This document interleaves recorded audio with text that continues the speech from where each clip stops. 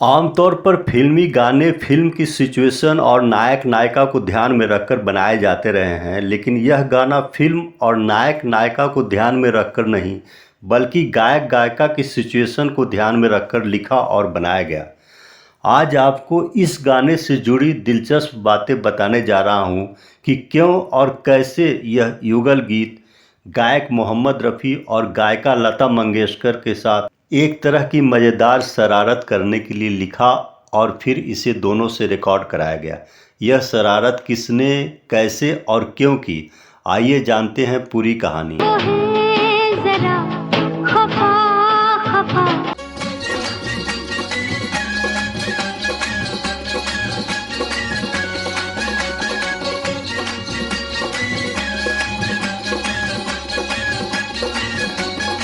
नमस्कार दोस्तों, मैं आपका दोस्त विनोद विप्लव और आप देख रहे हैं ग्रेट लीजेंड्स चैनल। साल 1967 की बात है। निर्माता सुबोध मुखर्जी फिल्म बना रहे थे शागिर्द।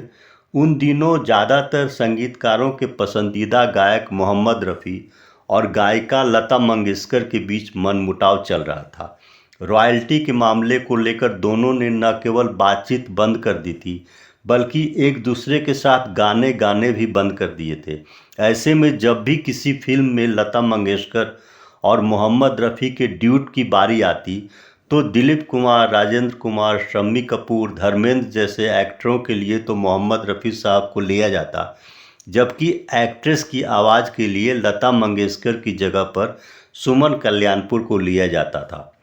उन्हीं दिनों शागिर्द बन रही थी। इसके हीरो थे जॉय मुखर्जी और हीरोइन थी सायरा बानो।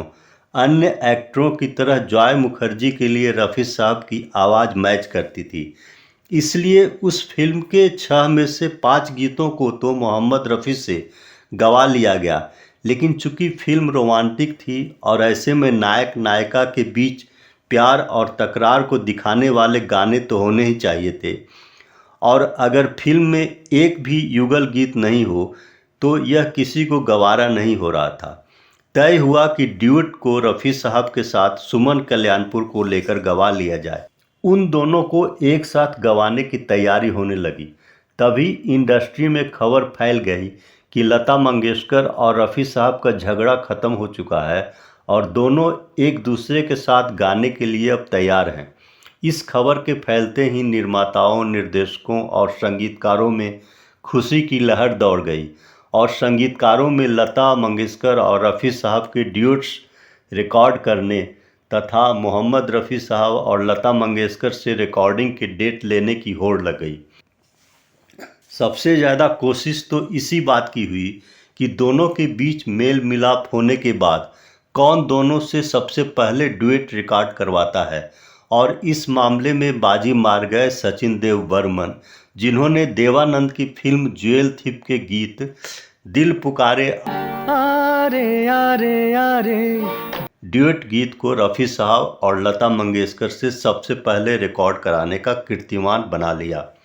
उसके बाद कल्याण जी, आनंद जी ने दोनों के ड्यूट रिकॉर्ड कराने में सफलता हासिल की और उन्होंने आमने सामने फिल्म का कभी रात दिन हम दूर थे, दिन रात का अब साथ है गीत रिकॉर्ड करा लिया। कभी रात दिन हम दूर थे दिन। अब भला लक्ष्मीकांत प्यारेलाल जी कहाँ पीछे रहने वाले थे, क्योंकि उनके सबसे पसंदीदा गायक तो मोहम्मद रफ़ी साहब और लता मंगेशकर ही थे। उन्हीं दिनों वह फिल्म शागिर्द के लिए संगीत दे रहे थे, तो उन्होंने रफ़ी साहब और लता मंगेशकर से ड्यूट रिकॉर्ड कराने के लिए समय ले लिया। लक्ष्मीकांत प्यारेलाल जी ने यह बात निर्माता सुबोध मुखर्जी को बताई। इसके बाद गीतकार मजरू सुल्तानपुरी से गीत लिखने को कहा गया, लेकिन जब आपस में बैठे तो इनके नटखट दिमाग में रफ़ी साहब और लता मंगेशकर के साथ शरारत करने की बात सूझी। इनके दिमाग में यह आइडिया आया कि जब दोनों इतने लंबे समय तक एक दूसरे से खफा रहने के बाद अब एक साथ गा रहे हैं, तो क्यों न लता जी और रफ़ी साहब को थोड़ा छेड़ा जाए। उनकी जरा चुटकिलों ने लता मंगेशकर और रफ़ी साहब के साथ मजाक करने के लिए फिल्म की कहानी में उसी तरह की सिचुएशन भी डाल दी। जिस तरह की सिचुएशन रफ़ी साहब और लता मंगेशकर के बीच चल रही थी, अर्थात दोनों अभी अभी तक एक दूसरे से खफा थे और अभी तक दोनों एक दूसरे से मिलने और एक दूसरे से बात करने से कतराते थे। फिल्म में भी इसी तरह की सिचुएशन डाली गई कि नायक नायिका एक दूसरे से खफा हैं और जब वे मिलते हैं तो अपने दिल की बात किस तरह से करते हैं। मजरू सुल्तानपुरी ने इस सिचुएशन को ध्यान में रखकर कुछ देर सोचा और कुछ देर बाद शरारती मुस्कुराहट के साथ बोले, वो हैं जरा खफा खफा सो नैन यूं चुराए हैं। यह सुनकर दोनों उछल पड़े। यह लाइन फिल्म में नायक नायिका के लिए और साथ ही गायक गायिका के लिए जम रही थी। तो इसी को आगे बढ़ाते हुए मजरू सुल्तानपुरी ने पूरा गाना लिख दिया। यह बिल्कुल उसी तरह का था जिस तरह से रफ़ी साहब और लता मंगेशकर के बीच का मामला था। दोनों ने पूरे मन से गाने को रिकॉर्ड कराया।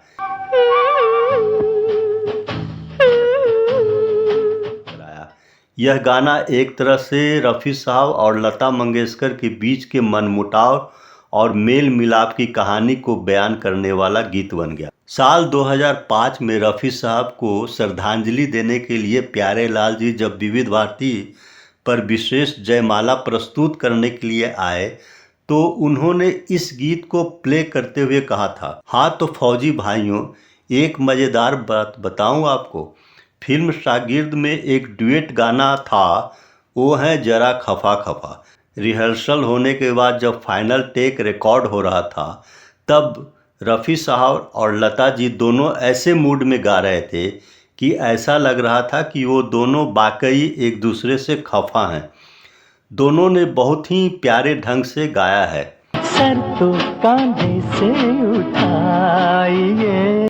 यही नहीं, लता मंगेशकर और रफ़ी साहब के पुनर्मिलन के तुरंत बाद जो तीनों गीत रिकॉर्ड हुए, उन्हें अगर सुने तो आपको एहसास होगा कि ये तीनों ही गीत लता मंगेशकर और रफ़ी साहब के बीच मनमुटाव और पुनर्मिलन के किस्से की तरफ इशारा करते हैं। दिल पुकारे आरे आरे आरे, कभी रात दिन हम दूर थे, दिन वो है जरा खफा खफा। यह इत्तेफाक है या सोची समझी शरारत का हिस्सा। बाकी दोनों गीतों के बारे में तो पक्के तौर पर कहा नहीं जा सकता, लेकिन इतना तय है कि शागिर्द के इस युगल गीत के बोल इत्तेफाकन नहीं थे। वो है जरा खफा खफा। दोनों के बीच मनमुटाव क्यों हुए थे और वे कैसे दूर हुए, इसके बारे में तो आप सुन चुके होंगे। हमारे चैनल पर भी उनके झगड़े और सुलह के बारे में वीडियो उपलब्ध है। अगर आपको इस बारे में और जानकारी है तो कमेंट बॉक्स में ज़रूर लिखें। अगले वीडियो में अन्य हस्तियों की जानी अनजानी जानकारियां लेकर हाजिर होंगे। तब तक के लिए विनोद विप्लव को अनुमति दें। नमस्कार।